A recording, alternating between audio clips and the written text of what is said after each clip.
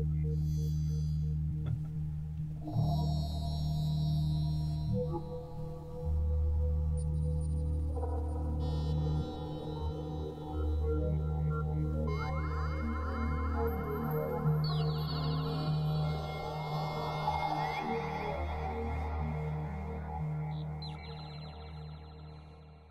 hello everyone. My name is Rick Costello, and welcome to our 5th edition of the show on the series of The Universe We Live In, which is a wonderful universe. And we have our Earth here, which we're all sitting on right now, and everyone we've ever known lived on, and is our home planet. Well, 2 shows ago, I talked about how stars are formed in nebula. And here's some of the nebulas here, a bunch of new stars here, and you see the clouds of atoms where these stars came from. They're the stars are now kind of blowing the nebulas away from each other. And on this next one is what we call this dark line here. Dark here is what we call the Coal Stack. It's part of the Milky Way band. And over here we have the closest star system to us, the Alpha Centauri system, and Proxima Tauri, the closest star to us, at 4.2 light years away from us, which equals about 25 trillion miles. And this nebula there. This is where stars are formed in these nebulas. Here's another one here. This is the Eagle Nebula in the Pillars of Creation. They call this section right here. You've seen pictures of that. I'm sure we've shown it on this show. And again, this is where stars are formed, and these clouds collapse on each other, and they form stars. And there's another one here, the Horsehead Nebula. We got the Horsehead right there. And then we got these 2 stars here. We got this star here and this star over here. These are the 2 left-hand stars of the Orion's Belt. And the Horsehead Nebula is just off the star on the left-hand side of Orion's Belt. Again, a star-forming region in the sky. And here we have some protoplanets. So these what come out of these clouds, and these are not quite stars yet, but they're heating up, and you can see the light from them that they're radiating right now. But eventually they're going to turn into stars. And these are solar systems. You see the disk around the star, and eventually those will form new planets around those stars. And this thing's actually larger than our solar system, even though very small. We have a couple more here too, protoplanets. There's another one here, really lit up here. This one's really hot, probably getting ready to turn into a star, start the fusion. And there's a third one here is another protostar. So these are new solar systems that are being formed in these clouds.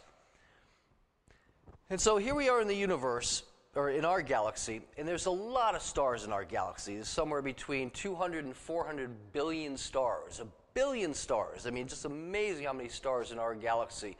And there's so many stars in our galaxy, and the light is what lets us see the universe. And so we're lucky to have stars, and lucky to have stars because we're here. Here we go on the universe. Of course, there's lots of stars, and because of the stars in these galaxies, all these are galaxies here. There's a couple stars in here, but mostly galaxies. And all these stars in these galaxies are lighting up these galaxies for us to see. And so stars are, much needed for life and just for us to see the universe. So here we are looking at some of the stars in our galaxy. And so some of these stars are just gigantic compared to the sun. And down here we have the sun. I don't know if you can see it. Way down there's a little dot down there to the left of where it says the sun. Just a tiny dot is our sun. And you get into Sirius, which is a little bit larger than Rigel, a little larger. Betelgeuse, a diameter of about 600 million miles. A humongous star getting towards the end of its life. And then we have Antares, the same thing, a lot larger star than Betelgeuse, though. It's about 800 million miles in diameter. Compared to our sun, which is less than 1 million miles in diameter, our sun's about 864,000 miles in diameter. So a really small star compared to these other stars. And we get up to Pistol Star. Then we get behind me here, and we have K Sagittarii right behind me, a large star. Then up here we have V354 Cepheid, and that's a larger star. Then we get to UY Scuti here, which is a gigantic star. And on this next slide here, we're going to show you how big the largest star is. Astronomers just found this new star, Stephenson 218 there. Back in a couple of years ago, they found this one. And so far, it's the largest star that we've seen as far as size goes. And this star it's about 20,000 light years from us. The volume is about 10 billion times that of the sun. It's got a diameter of 1,860,000,000 miles in diameter. Just a humongous star. And then, if you put the center of Stephenson 218, the center of that where our sun is, its outer edges would be beyond Saturn's orbit. So just to give you an idea how huge this star is. And then UY Scuti here is another red giant. It's got a diameter of 1,475,000,000 miles. And it's about 9,500 light years away from us. And it's got the mass of about 7 to 10 solar masses, about 7 to 10 times larger than our sun. And so here we get to the smaller stars. We have our sun here, Sol, which is the true name of our sun. And then we have this TRAPPIST-1 here. And that's a red dwarf, one of the smallest red dwarfs we found so far. And it's about 39 light years away from us. And it's got the smallest red dwarfs can get to be about 7% of the sun's mass. And which is, you have Jupiter here, just comparing the size of Jupiter to TRAPPIST-A there, or TRAPPIST-1. And TRAPPIST-1s are the smallest red dwarfs, about 7% of the sun. They're about 80 times more mass than Jupiter is. So if Jupiter had about 80 times more mass, being made just like a star, mostly hydrogen and helium, it too would be a star if it had 80 times more mass. We get to TRAPPIST-1 here. TRAPPIST-1, it's got about 84 times more mass than the sun, and it's a little slightly larger than Jupiter. It's approximately 7.5 billion years old. And on this next slide, we go to the red dwarfs. Now, red dwarfs, like I said, they're the smallest stars, and they're really cool because they burn their fuel through fusion very slowly. So these stars can last for trillions of years, these smaller stars. Just amazing stars. And so here we go, the inside of a red dwarf. We'll talk about how red dwarfs live their lives. Again, you have the outer part of the star here. Then you get into the core here. And when the star works, you have the atoms that are crushed in the core. Just totally crushed and packed. When we get to our sun, we'll talk about the sun. But the sun's it's over 3 trillion pounds per square inch down there. It's how much those atoms are crushed. And that crushing is causing friction between those atoms. It's building up the temperature. And when the temperature reaches about 17 million degrees, it starts the process of nuclear fusion. Now, note, most of the time, atoms, since most of them have the same electrical charge, when they get near each other, they repel each other. But these atoms are moving so fast, it's so hot inside that core, that they actually crash into each other. When they do that, the strong nuclear force binds them together. It almost works like a magnet. Strong nuclear force works on very tiny, very small ranges.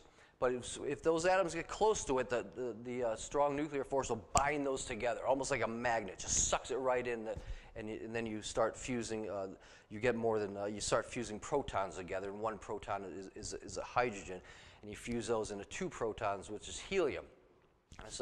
And that's red dwarf here, and that's basically what it's doing. And above the core, it's like a convection zone. It's basically almost like a boiling water, where it's heated at the bottom, and then the water rises to the top, cools off, and sinks. And the same thing with what's going on in a red dwarf star. Is basically the convection is basically heating around the core, and that's then the temperature, the heat in the photons, the energy rises to the surface. It cools off, and then it sinks back down, cools again, heats up when it gets to the bottom, rises, then cools and sinks. It basically does that, convection.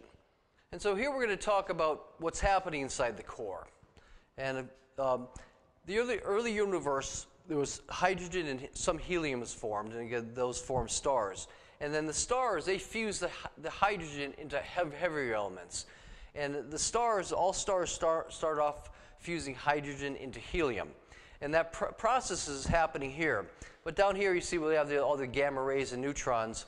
Well, the neutrinos here on the bottom, the V here, They're similar to an electron. They're fermion, but no electrical charge. And they have a very small mass and maybe even zero mass. We're not really sure. But these neutrinos, they interact via the weak subatomic force and then gravity. They don't interact with a strong nuclear force. And because of that, they pass through everything. I mean, every second you have trillions of these neutrinos that are going through you, right through you. And they go right through the Earth, and they go right through with everything. They pretty much don't even associate or interact in any way with matter.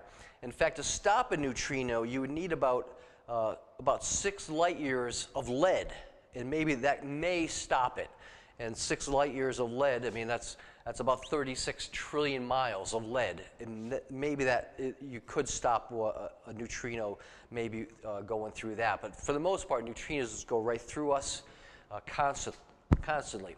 And then we have gamma rays. Now, gamma rays are photons of light, part of the electromagnetic realm there. And they're powerful, short, and quick wavelengths.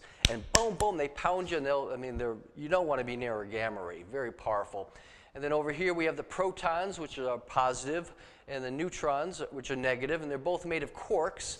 Protons made of 2 up quarks and 1 down quark, and a neutrino is made of 2 down quarks and 1 up quark. And that's basically made the same thing, and protons and neutrons. Neutrons a little bit heavier than the proton, but the proton is what determines what kind of element it is. Hydrogen has 1 proton, helium 2, lithium 3, beryllium 4, carbon has 6, and oxygen has 8.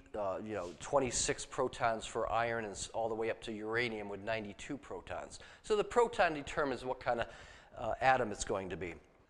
And last, we have the positrons. Now, the positrons are the anti-electrons. They're the opposite, the antiparticle of electrons. They have a positive charge while the electrons have a negative charge. And if they touch each other, they're going to annihilate each other in pure energy. And so that's what's happening there. And so if we go up on top, we'll run through here. And on this other side, you see the same thing happening. So this is going to happen twice, and they're going to meet here on the bottom for the final outcome. But you have the 2 protons up on top here. They're going to fuse together. They're going to release a neutrino and a positron through that energy fusion. And then you end up with a 1 proton and 1 neutron, which is a heavy hydrogen, a deuterium they call that. And that's going to fuse with another proton, and that's going to release the gamma rays. And then you're going to end up with 2 protons and 1 neutron. And we got to get to the bottom here with two protons and 2 neutrons. So we end up here, and then over here the same thing has happened. Now what's going to happen, these 2 are going to connect to each other. They're going to fuse together over here. And when they fuse together, they're going to release 2 of the protons. And then you're going to end up with a helium atom, a stable helium with 2 protons and 2 neutrons. And so that's what's going on in the red dwarfs and all stars. And like I said, our star is fusing these at a rate of about 600 tons every second. A lot slower for the smaller red dwarf stars, as their fusion they're a lot cooler, about 17 million degrees compared to the sun, which is about 27 million degrees. So the process is a lot slower in the red dwarf stars. And so here we are with a red dwarf, and what we're finding is that red dwarfs have planets. A lot of these red dwarfs that we're finding, and they're very. But the thing with these planets, to be a livable planet, you kind of got to be closest to it, to the stars. They don't give out a lot of energy. They're very low energy stars, and so to be in the habitable zone where the water could be liquid on a planet, you have to be closer to the star. Then we're going to go over here to TRAPPIST-1. And TRAPPIST-1, we found 7 planets here, and all Earth-sized planets too, a little bit larger, a little bit smaller, some of them. The one in the middle here, the 4th one on either side, is planet E, and that is what we think is the most Earth-like. It's a little bit smaller than the Earth, but we think it's a water world. We don't have proof of that yet, but its position where it is around that star, we think it's probably a water world.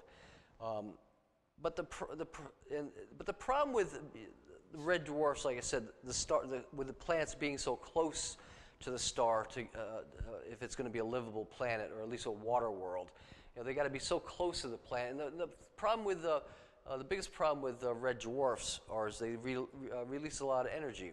But we'll compare our solar system here on the bottom, our solar system, and then you see TRAPPIST. I mean, TRAPPIST, all those planets are within this little circle here.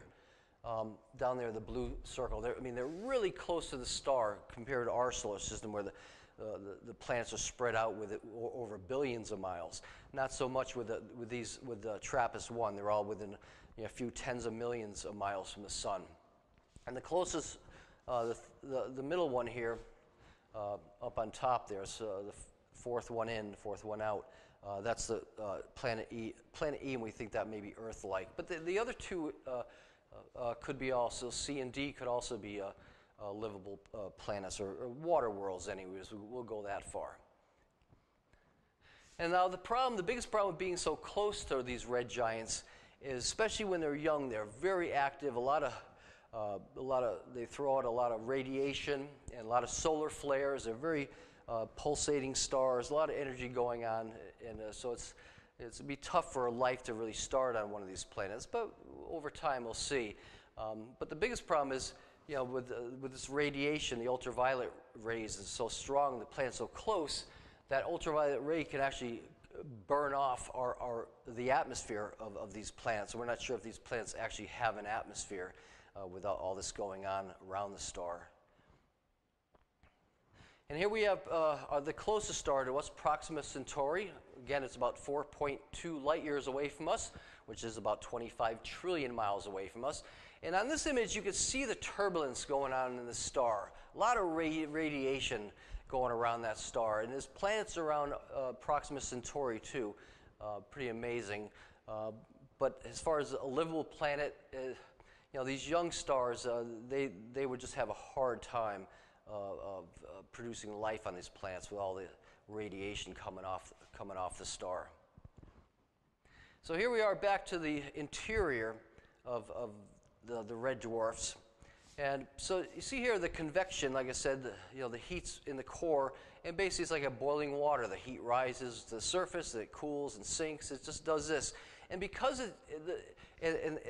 all these outer layers, eventually they get pushed to the core, and basically all the hydrogen within the star is going to be used up in the core in the fusion that's going on. Where our star, in larger stars, the only fusion going on is within the core, and the outer layers of the bigger stars, they won't end up in the core. But in red dwarfs, because the convection is full convection, it's constantly being refilled with the hydrogen in the core, and the helium that's formed is pushed out of the core. So it's constantly refueling itself. And because of this, they burn really slow, very low temperature in the core, 17 million degrees, not very hot as far as stars go. It's because they burn slower. These stars, these lower mass stars, can last for trillions of years, where our sun will last about 10 billion years. These stars can actually last for trillions of years. So even if these red dwarfs, even if they were formed at the very beginning of when stars were formed in our universe about 13 billion years ago, these stars are still in their infancy, as they will live for billions and trillions of years, which is just a million. You think a trillion years is 1,000 billion years. And these things will last, some of these stars will last up to 10 trillion years. Just pretty amazing stars. As these things live for trillions of years, eventually this is going to cool down. The fusion is going to stop, and over the trillions of years in the future, beyond that, those trillions of years this star is going to survive. It's going to start cooling down, and that's going to take trillions and trillions and trillions and trillions of years to do that. And eventually, it'll cool down into a black dwarf, and it won't be radiating any heat or won't be radiating any light, and it's just going to be a black dwarf star, which in this case, the smallest stars would basically be a remaining black dwarf of helium, be a helium black dwarf, and that will last for forever until it runs into another star or a black hole or something. And so these red dwarf stars, they'll last forever. And as far as the stars go in our galaxy, in the universe, it's a lot easier to make smaller stars than for enough mass to gather to make a larger star. And so it's much easier to make larger stars. There's so many more these red dwarf stars than there are all the other stars. It's about 70% of the stars in our galaxy and probably the universe in other galaxies are red dwarfs. They make up the vast majority of stars. And so here we are at the end of the show, back at our home Earth, our beautiful home here, our little round little ball that we live on with rock and water. And so that's the end of the show, and I appreciate everybody watching the show. Again, my name is Rick Costello, and I'd like to again thank Michael Sinopoli for producing this show, always doing a wonderful job at that, and I appreciate that. And whenever you get a chance to look up at the sky, look up, because it's a marvelous universe that we live in. Thank you.